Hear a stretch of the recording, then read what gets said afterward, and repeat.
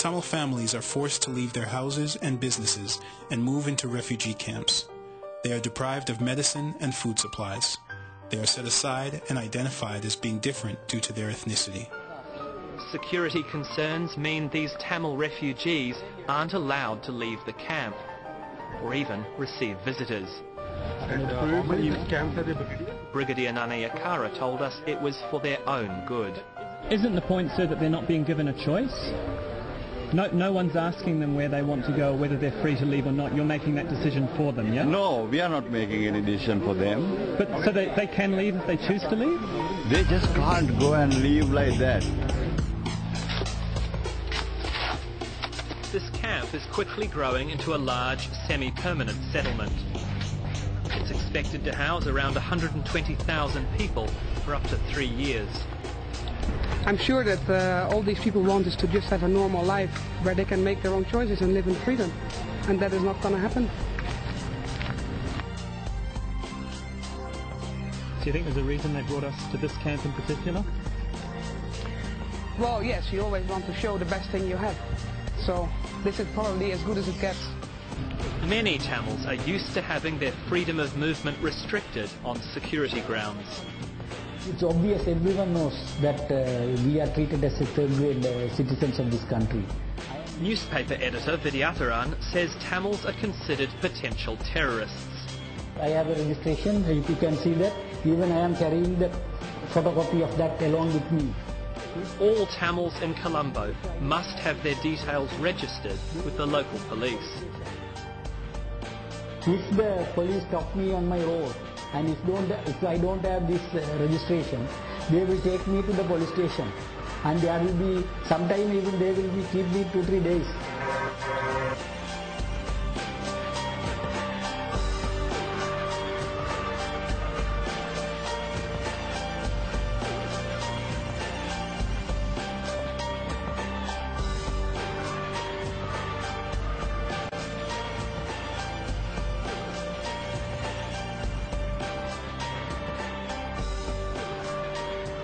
The Sri Lankan government has used their global legal status as a mask to perform a gigantic racial cleansing of Tamils by means of extermination. Time after time, their actions are questioned, contradicted, and eventually forgotten or ignored. The sufferers of this wreckage plead out for justice. Tamils deserve their liberty to live in peace.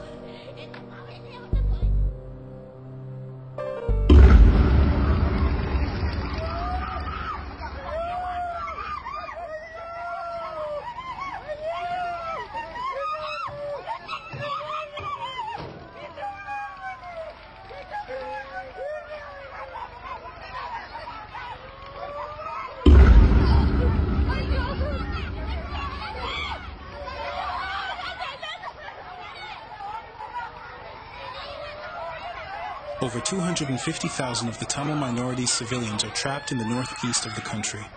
The Sri Lankan government states that they are putting an end to the terrorism conducted by the Tamil Tigers.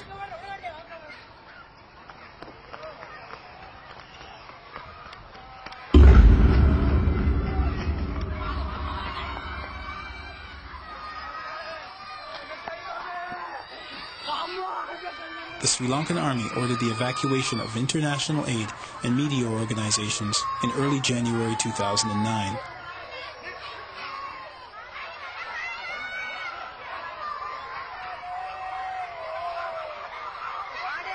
Soon after, the Sri Lankan army launched the attack on Tamil civilians.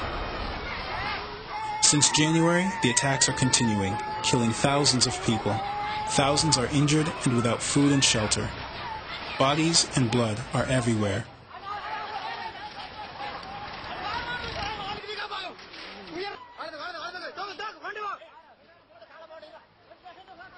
There have been many attacks on the civilian-occupied area, safe zones, and hospitals by the Sri Lankan army.